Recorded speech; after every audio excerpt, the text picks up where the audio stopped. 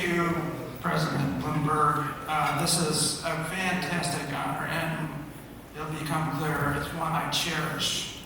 And Tom, by the way, I was at that game in 1964 with my father as an age.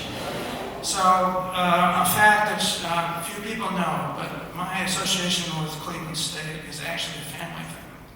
My father graduated from Finn College, which was the predecessor institution to CSU. He was a returning GI from World War II. He had a family that was growing. He had to work. He worked at a plant down on Central Avenue, not too far from Finn College. But Finn gave him the opportunity to better himself and then better our family's prospects going forward. And it's a story that's very similar to mine, because I was working in Ohio.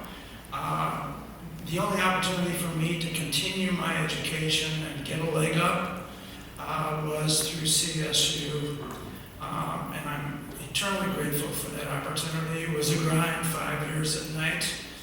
But the point I think that I want to make out of this is that that's just one of countless stories in our community of people who have brought themselves up by the bootstraps by coming here to CSU at night, during the day, but probably working. And it's the story that makes me say that CSU matters to this community. There's countless stories like that. And I think probably I would say there's quite a few people in this room tonight who can tell the same kind of story, that CSU gave them that opportunity that they may not have had someplace else. It's a real asset, and it merits our support. If we're going to have that vibrant community we all want, CSU is at the heart of that. I'd like to congratulate Tom. I can't think of a person who deserves this award more than you, Tom. And I really appreciate sharing this night with you. Tom and I are on opposite sides of the OSU, University of Michigan football divide. But when it comes to CSU, we are brothers. So, thank you, brother.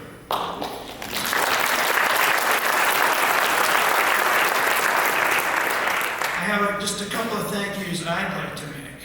First of all, I'd like to start with Cleveland State.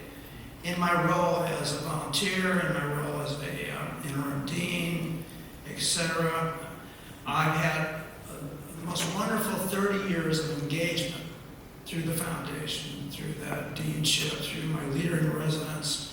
I want to thank the admin, Ron, for convincing me that I should do that for a year. My foundation colleagues, which I've worked with for almost 30 years in various committee leadership capacities and chairmanships, the advancement division, which is always there for me and for the university. It's been great to work with them. The faculty and staff at the business school, and certainly at the law school, where I've been spending most of my time recently.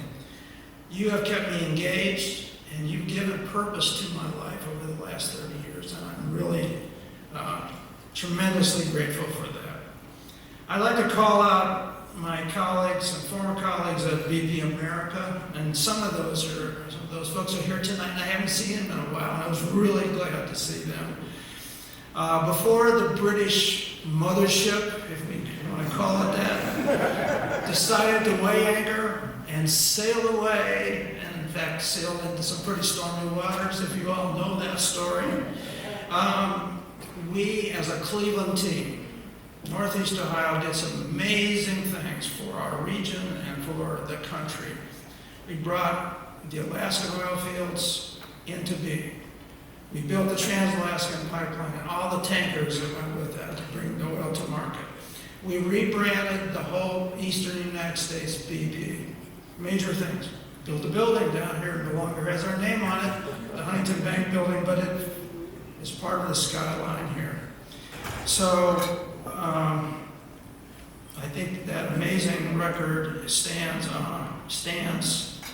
and And I'm really eternally grateful for sharing those experiences with that team of people.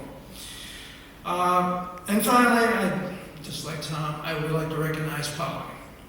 And she is the rock. It's not finally, because everything begins and ends with her. I doubt if she recognized 53 years ago that when she signed up for this relationship, she was going to get into multiple moves, and the BP folks in the audience will recognize this. We all had to pick up and leave and come back and go and come back and go many times. And also countless times when we were separated, weeks, even months over that career. She was the rock. She made sure our family stayed solid. We have two very accomplished daughters, and it's all down to you, Polly, so I love you for all that.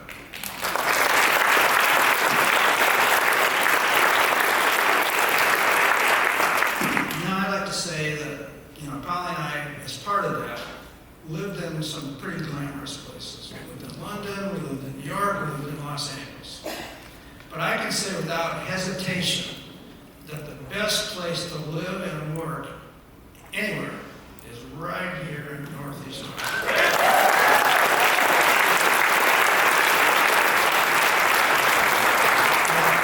For those of you in the audience who call this area your home, you are blessed. And if I think about the role that CSU plays in that community, it brings inspiration, transformation, talent. And if we're going to continue to have this the best place to live in the country, we got to get behind CSU. It's so important.